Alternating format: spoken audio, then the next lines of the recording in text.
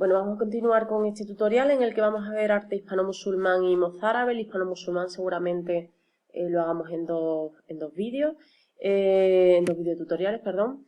Y con esto ya acabaríamos. Arte hispano-musulmán y mozárabe, lo último que vamos a ver.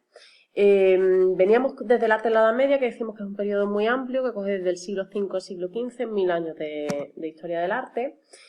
Aquí os he puesto un pequeño resumen de qué era esa Edad Media, el que es la Edad Media, ¿no? Ese amplio periodo que va desde el Imperio Romano de Occidente en el año 476 y el descubrimiento de América en 1492. ¿Por qué se denominó Edad Media? Porque era una edad intermedia entre dos periodos, digamos, artísticamente y culturalmente muy importantes, que como fueron el Imperio Romano y luego el Renacimiento. Es una época que se denomina un poco oscura a nivel artístico, pero vamos a ver y estamos viendo ya con los tipos de arte que se fueron desarrollando que hubo movimientos artísticos realmente valiosos e importantes, ¿no? Ahí tenéis más o menos la Edad Media, que se puede dividir en Alta Edad Media, Baja Edad Media. Alta Edad Media suele ir entre el siglo V y X, perdón, esos primeros 5 siglos de la historia, y la Baja Edad Media ya serían del 11 al 15, que es donde se va a dar románico y gótico, que nosotros pues tristemente no vamos a llegar en esta ocasión, ¿no? De momento hemos visto paleocristiano, bizantino, y hemos visto algo de prerrománico también, sobre todo en España, asturiano. Y vamos a ver arte islámico, que es con lo que acabaremos.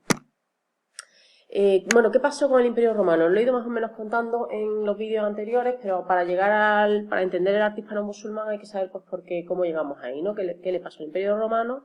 Se dividiendo el Imperio Romano de Occidente con su capital en Roma y el Imperio Romano de Oriente con la capital en Constantinopla, antigua Bizancio. El emperador Constantino es el que va a dar lugar el que va a dar nombre a esta ciudad, que es la actual Estambul, ¿vale? En el año 395 es cuando se divide el Imperio Romano en dos y va a ser Constantinopla la que asuma la capitalidad del Imperio Romano de Oriente.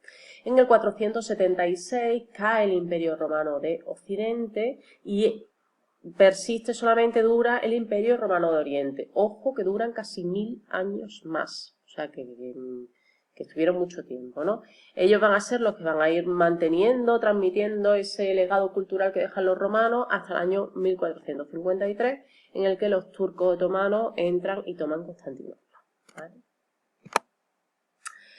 ¿Qué pasó con el Imperio Romano en España? En la Hispania romana, pues en el siglo III el Imperio Romano ya había llegado a un extremo de pues, corrupción, traiciones, debilitó el poder, con lo cual, ¿qué aprovecharon? Pues aprovecharon los bárbaros del norte para entrar en la península con mucha facilidad e instalarse aquí. De hecho, estos son pues, los pueblos que se nos instalan, los suevos, los vándalos, los alanos y los godos van a ocupar la península hasta el año 711, en el que la invasión musulmana conquista la casi totalidad de la península. Aquí os dejaré un vídeo. Bueno, el arte hispano-musulmán se va a desarrollar aquí en las penínsulas, pues desde el siglo VIII, 711, que es cuando llega la invasión musulmana, hasta el siglo XV, 1492, que es cuando los reyes católicos expulsan definitivamente a los musulmanes de la península. Os voy a dejar ese vídeo también, que es un poco introductorio de cómo llegan los musulmanes a España y por qué la conquistan. Aquí, además, este vídeo además es súper interesante, o sea que os lo recomiendo, dura 3 minutos y es muy rapidito, pero es muy interesante para saber qué pasó y unirlo a la historia, porque realmente el arte va directamente unido a la historia. Aquí vemos las diferentes fases del califato, ¿no? Tened en cuenta que, por ejemplo, el califato omeya, que es el califato que se instala en Córdoba,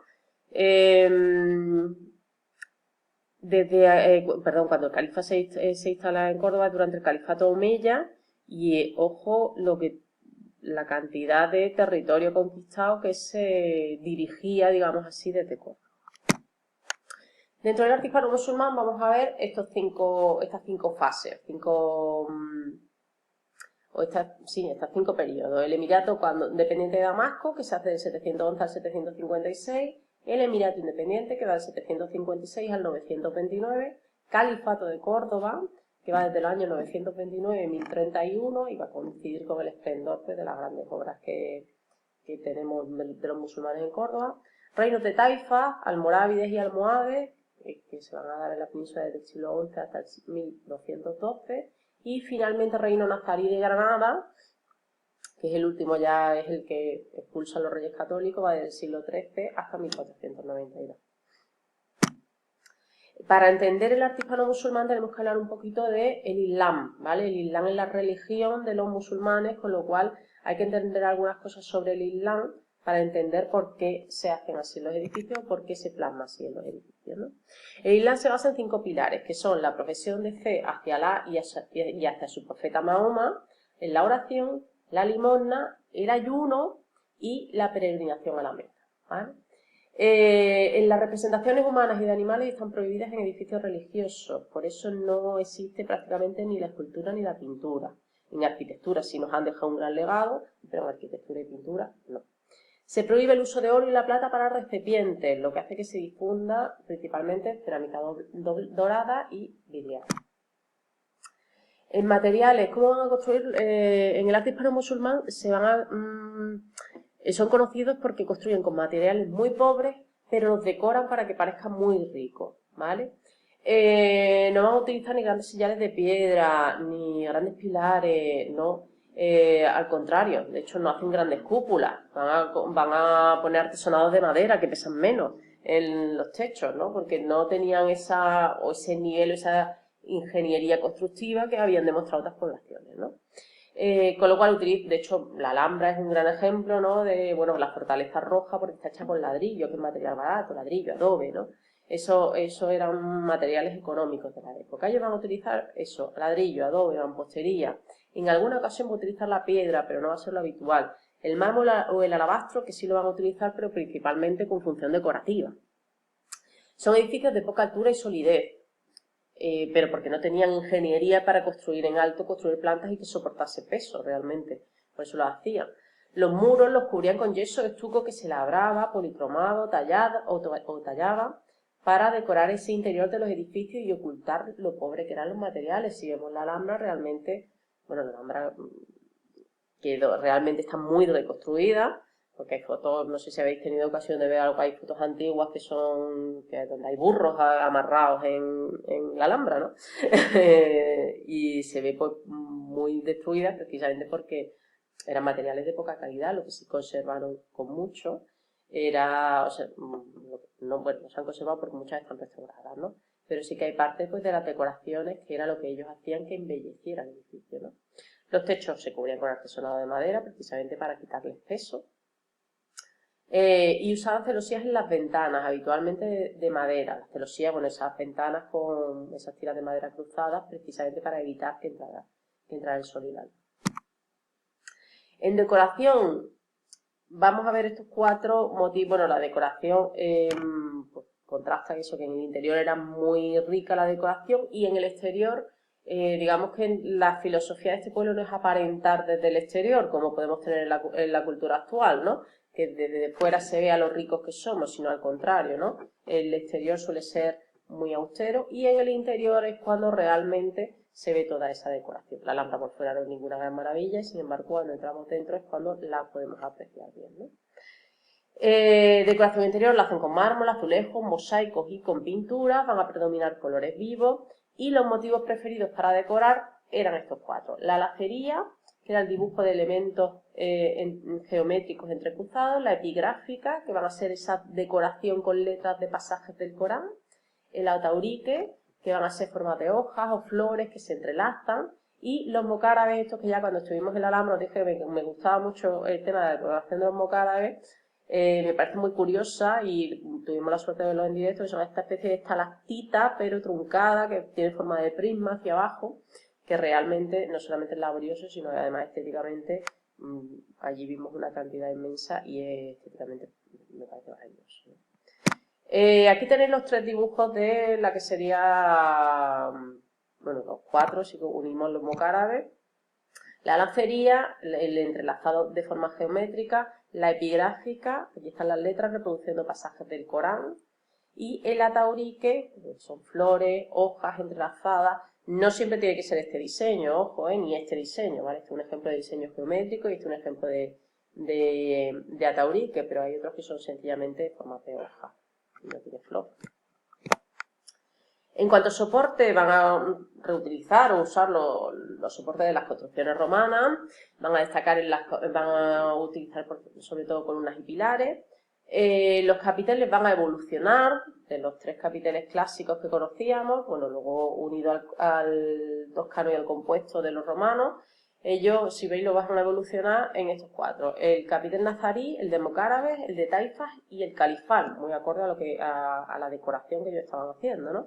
Este es el capitel nazarí, que si veis, bueno, el diseño, el dibujo vienen a ser parecidos, ¿no? Están con dibujos de hojas y flores, decorados como si fuesen con ataurique. El capitel de mocárabes, que tiene estos prismas, es un mocárabes en decoración de capitel. El capitel califal, que este quizás es el que más nos recuerde a un capitel de estilo corintio, ¿no? Un capitel clásico, por las volutas y por esas hojas de acanto. Y después el capitel de taifas o de nido de abejas, que este sería casi, si veis, es una evolución porque tiene estas hojas de acanto y estas volutas también, pero con ese labrado ya típico de el artefano sur. En los arcos se va a producir pues esa alternancia de colores en las dovelas. Nos acordamos de lo que eran las dovelas, las piezas de un arco, la pieza central, la clave, ¿no? Lo tenemos muy claro si, bueno, tenemos más adelante una foto de la mezquita de Córdoba, pero si nos vamos a la foto típica de la mezquita de Córdoba, esas dovelas rojas y blancas, ¿no? Quizás es el ejemplo más claro de esa alternancia de colores. También solían, muchos nos vamos a encontrar una decorada y una dovela decorada y la otra dovela lisa, ¿vale? Los arcos que más van a utilizar son el medio punto, el arco de medio punto, el arco de herradura, obviamente, arco califal. Ahora después vamos a ver una foto de un arco califal con un arco de herradura. La única diferencia es que aquí se estrecha un poco más el califal, un pelín más. Arcos apuntados, arco lobulado, el arco peraltado, arco de mocárabes y arcos entrelazados. Vamos a ver ahora ejemplos de todos ellos. Va a aparecer el alfiz. Esto es el alfiz. Esta moldura que marca el arco. Esta especie de marco que se le pone al arco. El alfiz podía ser solamente medio alfiz o un alfiz completo, ¿vale?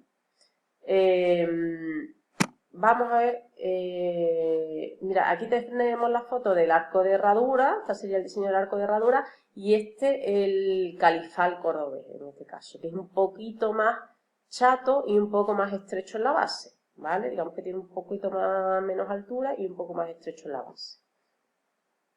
Aquí tenemos el arco de herradura, el herradura apuntado, el lobulado, el polilobulado, el peraltado, ojo, y festoneado, porque en el interior del arco le van a hacer esa especie de festón o ribete, y el arco con mocárabes, que además de este tuvimos la suerte de ver en la Alhambra, si alguien se acuerda.